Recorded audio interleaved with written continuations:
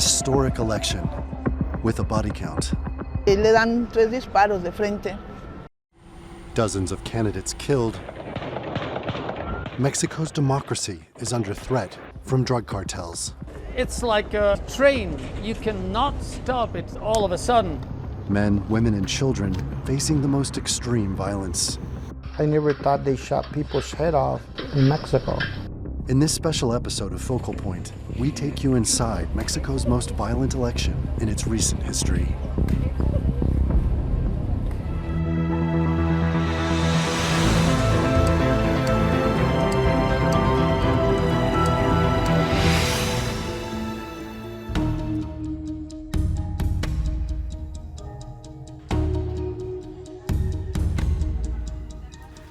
The sun has just risen in Maravatio, in the middle of Mexico. Vendors are preparing their stalls for trading. Pineapples, chilies, tortillas. Common sights in any local market. It's hard to believe this sleepy town saw 2 of its mayoral candidates gunned down ahead of this election. The political assassinations here in Maravatio drew international attention. Both candidates were killed on the same day, just a few months ago. But being here, it's almost like it never happened. There's barely any public acknowledgement, no standing memorial, and when we speak to people, there's a reluctance to even talk about it. Away from the town center, a political rally is getting started. Tucked away in an abandoned playground behind a cemetery. Mario Perez Flores is a local replacement candidate for the Morena party. His predecessor was killed. But during his speech, there's no mention of the assassination. Drug cartels are widely believed to be behind the violence. It's clear running for office here is dangerous, which is perhaps why when we ask the candidate about how he feels about the threat, his answer is carefully phrased. A pesar de la inseguridad, nosotros como ciudadanos y propios de aquí de este municipio tenemos que participar para ver un cambio y tener una mejor seguridad aquí en nuestro municipio. One of his campaign workers answers the question more directly. Sí da miedo, sí da miedo, ¿por qué? Porque pues ahí está la seguridad, entonces pues ahora sí que es día con día esto, entonces no te tiene que detener nada de eso porque pues ahora sí que es un proyecto y tienes que avanzar. We leave Maravatio with few answers as to why this is happening.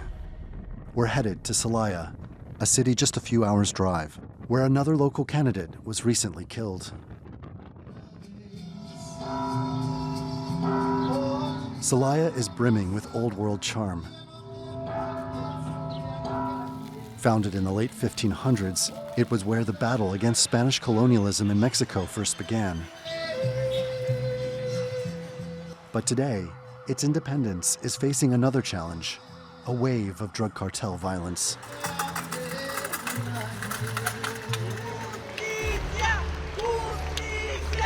Gisela Gaitan was just 37 years old when she ran for mayor.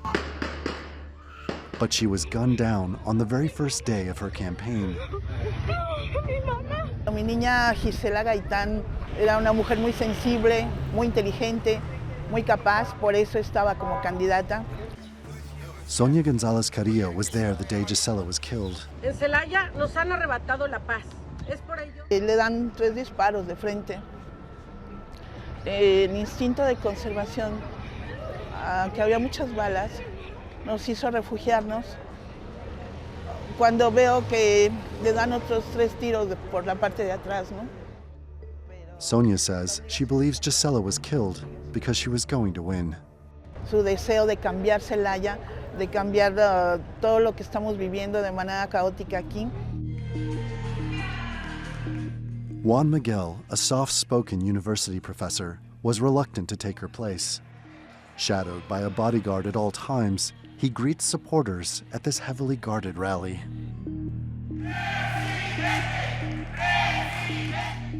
Mexico's National Guard has been deployed to protect his campaign. Ayer íbamos a ir a un lugar que están otros 2 lugares, íbamos a ir a 3 comunidades, pero en una dice la gente se calentó Entonces nos dijeron que tuviéramos cuidado, que no fuéramos. No tengo temor. Hoy ya no tengo temor. Hoy puede pasar lo que pase, pero voy a hacer lo que tengo que hacer. The Morena Party's approach towards drug cartel violence will take time. It's designed to combat the source of the problem, poverty and corruption. It's like a train. You cannot stop it all of a sudden. It grows so quickly that it's not easy in 6 years to stop it. And we have to try to make the changes, because it's not possible to go on this way. Celaya is at the heart of a national debate over security policy. This city is not only dangerous for political candidates, but the most deadly in the country for police. Local officers allowed us to ride along on one of their patrols. The city government has opposed national Morena Party policy to make peace with drug cartels, putting police here front and center in confronting organized crime in Celaya. In Mexico, you have the most powerful organized crime in the history of humanity, of mankind, in a huge country. So, I don't know what is going to come, but certainly the policies of President López Obrador has been a tragedy for the country. Mexico's outgoing president, Andrés Manuel López Obrador, is leaving office with high approval ratings. But a majority of Mexicans polled say he's done a bad job stamping out drug cartel violence. And he gave a truce, an implicit truce to the criminals. And what the criminals did was to take advantage and to expand territorially. What is different is that how openly criminals are acting, how openly they are forcing candidates to retreat from the competition. I mean, they feel empowered. The violence has also forced tens of thousands of Mexicans from their homes. Last year saw a fourfold increase in the number trying to cross into the United States, according to U.S. Customs and Border Protection, a total of 180,000 Mexican migrants. We traveled to the border city of Tijuana to hear some of the stories of those who fled. Albert Rivera has heard it all. He runs a shelter where he helps migrants file asylum claims and get refuge across the border. I have had people that have been from the Mexican Marines, Federal Police, National Guard. But most of the people Albert receives here are ordinary Mexicans from gangland territory, like Jesus. He's being helped with filling out a police report after he was taken and enslaved by a drug cartel in his home state of Guerrero. Normalmente fueron como 6 meses, me tuvieron ahí, pero pues no nos decían que íbamos a sembrar, a cultivar, solamente nos llevaban y nada más. No nos daban explicaciones. Jesus says he was tied up when he wasn't working. Cuando en las noches pues, normalmente no dormía casi por dolor de las manos y pues yo sentía que yo jamás iba a salir de ahí, que pues íbamos en una ocasión nos iban a matar y no pensaba salir yo. While he waits for a decision on his asylum claim, Jesus is helping with construction to make room for what Albert expects to be a surge in arrivals. The expectation is with drug cartels expanding their territory and the U.S. tightening border controls, there will be increasing demand for places like this where Mexicans fleeing violence can seek shelter. Our shelter is a little bit different than other shelters because we focus on evidence and we're straight up for it with the immigrants. If they do not have a case, we tell them you don't have a case. And we tell immigrants, your word is just hearsay in the court in the United States. You need paperwork. Here, I have over 2,000 cases. These are like police reports for kidnapping, sex trafficking. But some of the evidence Albert deals with is extremely graphic.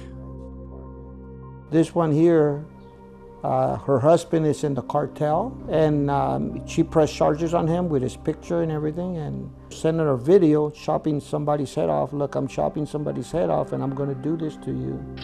So I never thought they shot people's head off in Mexico. Ernesto's family knows the danger they're in. But in this moment, they're just happy he's returned safely from a day's work. He and his family fled their home in the south of the country after Ernesto was kidnapped by a cartel and forced to film the massacre of a rival gang.